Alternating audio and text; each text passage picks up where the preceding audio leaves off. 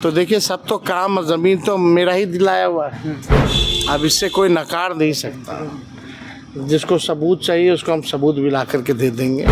उनके हिसाब से तो एम्स बना हुआ है, तो आए क्या? आज चुनाव है और चुनाव हमको लगता है कि महागठबंधन के पक्ष में रहेगा और सब लोग जो है मौजूदा सरकार से परेशान हैं।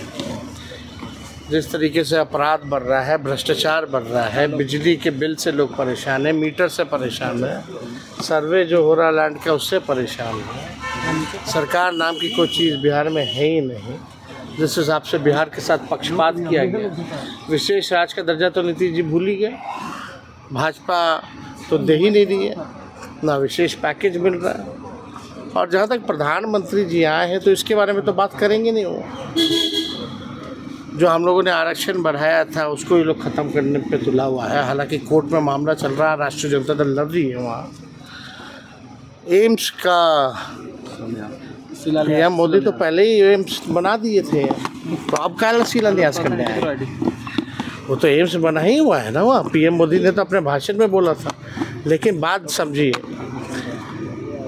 केंद्र सरकार के लोग सब लोग चाहते थे डीएमसीएच में जो है, वहाँ के सांसद लगातार धरना दे रहे थे कि डीएमसीएच में ही एम्स का निर्माण हो। मुख्यमंत्री की सहमति भी हो गई थी। जब सरकार बदली, जब हम स्वास्थ्य मंत्री बने, तब हम लोगों ने फैसला लिया कि डीएमसीएच धरोहर है, डीएमसीएच को एज इट इज़ रहने दिया जाए। उसका हम लोग खुद अपने बल पे बनाएंगे और एम्स को जो है सोबन हम लोग ले जाने का काम करेंगे। सोबन में हम लोगों ने ज़मीन भी दिया था। आप लोगों को याद है कि लगातार केंद्र की टीम भी आई थी, उन लोगों ने तो मना कर दिया था। लेकिन दोबारा हम लोगों ने चिट्ठियाँ, मांडविया जी थे उस समय स्वास्थ्य मंत्री, उनको हम लोगों ने लगातार चिट्ठी भेजा कि भाई सोबन में ही बनना चाहिए ताकि दरभंगा का विस्तार भी हो सके।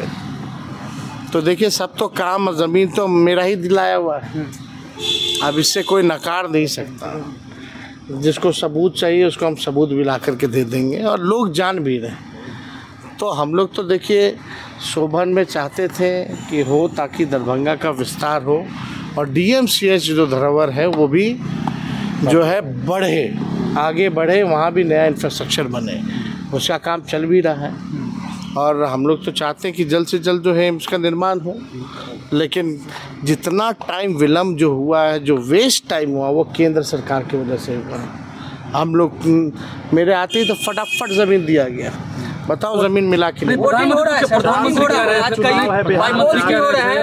नीतीश कुमार आए हैं तब स्थितियाँ सुधरी हैं बिहार में, पहले स्थिति ठीक नहीं थी इस बात पे। हाँ, वो तो 70-80 घोटाला गिनाते थे लिस्ट में, तो किसको नहीं पता है।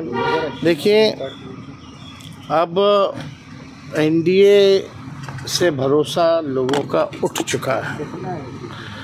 प्रधानमंत्री जितना झूठ बोलते उतना तो झूठ कोई बोलता ही नहीं है।